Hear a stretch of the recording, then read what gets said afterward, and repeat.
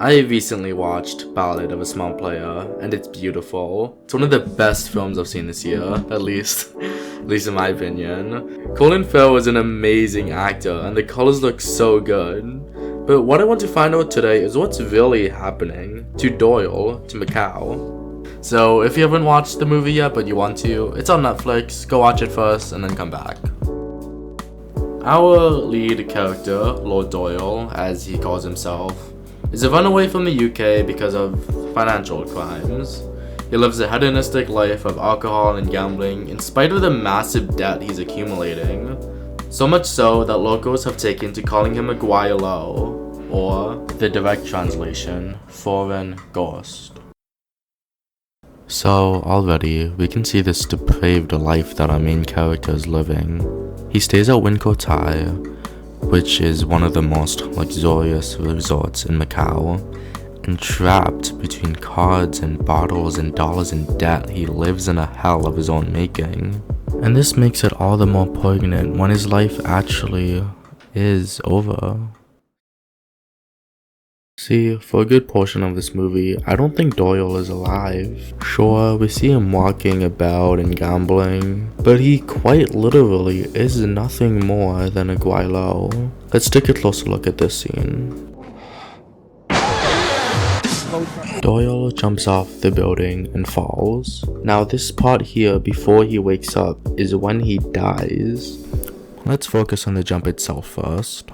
Already this has multiple meanings. On a literal level, he's falling down onto the ground, escaping his debts and problems through this ultimate method. But on a metaphorical level, he's falling deeper into despair, deeper into his gambling addiction, deeper into his greed, and deeper into hell. This permanent solution does nothing to absolve his pain, and if we take into account what plays immediately after, then we can say that what he's doing doesn't bring relief, but amplifies his suffering instead.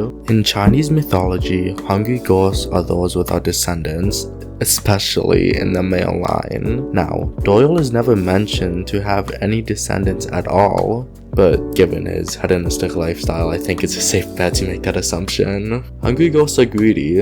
They are endlessly hungry and thirsty and relentless. And during the festival, hell is opened up for the ghosts to roam, seeking food and entertainment. Take a look at this pretty disturbing scene here. Immediately, the contrast between opulence and desperation shines. The music swells and the greed increases. Just before the scene, our main character wins 9 games of Baccarat in a row. 9! I want to focus on this for a second. The card game that Doyle chooses to play throughout the entire film is Baccarat. In the film's version, you play against the banker and both are dealt 2 cards. If you go to double digits, the first digit is dropped and only the second digit is considered. So if you got like a 17, your score is a 7. Essentially, the highest score that you can get is a 9. It might just be a coincidence, but I don't think so. Doyle wins 9 hands of Baccarat in a row, his greatest streak of luck in the film and probably in his life. And he stops at 9, the maximum score. So why isn't he satisfied? There's one rule of the game I haven't mentioned yet. If you're unhappy with your score, like if you ended up with a final score of 4 for example, you have the option to draw 1 more card. If you keep this metaphor, then his final card wouldn't be drawn at the table. No, not at all. Instead, it's drawn in his room. Take a look. We're met with a very lavish spread of food to the right, to the left, bottles of alcohol, and right in the middle, on top of that bed, stacks and stacks and stacks of money. By not only having an excessive amount of food and drink, but shoving it all in his mouth as well, it's a representation of his never-ending greed. By constantly shaking and trembling, it shows his restlessness. And if all of that wasn't enough, when he runs over to the trash can, his mouth is vastly open.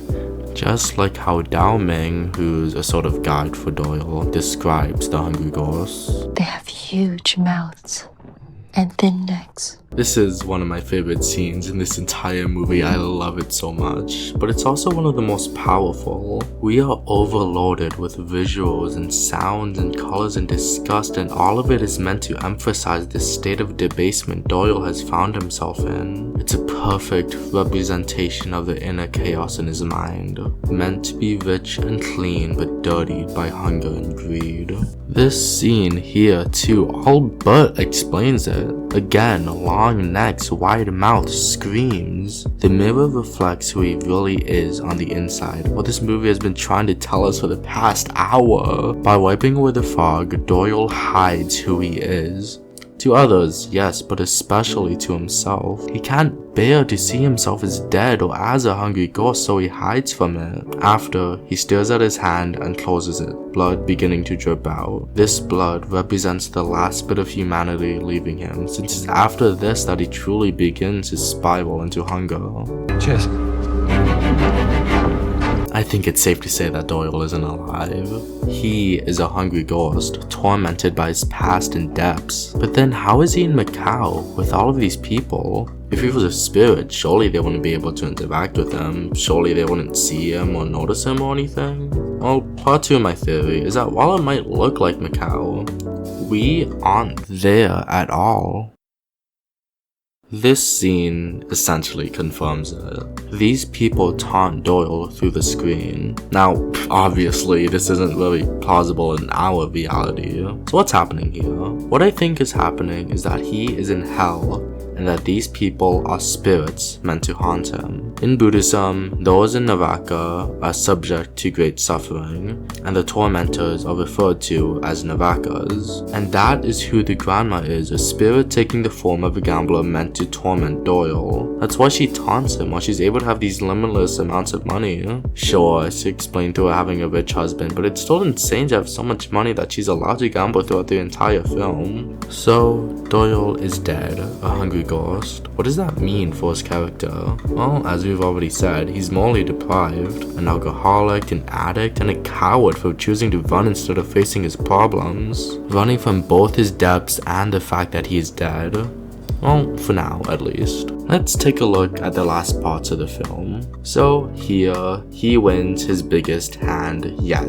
But, unlike earlier when he kept going and going on his streak, he calls it right then and there. One hand. It's a complete turnaround from his character in the rest of the movie.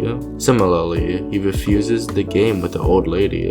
Really, this ending is all about contrast. Earlier, Doyle goes to Dao Ming's house and finds stashes of money. Taking this money and using it to gamble is a representation of his inconsideration for others, his morally deplorable character, and a symbol of his massive greed. But in the closing scene, he burns all the money he got from Dao Ming's savings, and we see it reflected in the water. This contrast in comparison to what he's done earlier shows how he's changed from before, going from immoral to moral. But there's another meaning to this as well. During the Hungry Ghost Festival, paper money is burned to pay tribute to the spirits of the afterlife to give them an easier time there. Now, what's most interesting about this is that it's Doyle who burns the money, not anyone else. I think that it's for himself. By burning the money, he's accepting his status as dead, as a spirit. Notice how his laugh almost looks like a cry? He's finally happy to be free, even if it's undertoned by a sense of grief and sadness.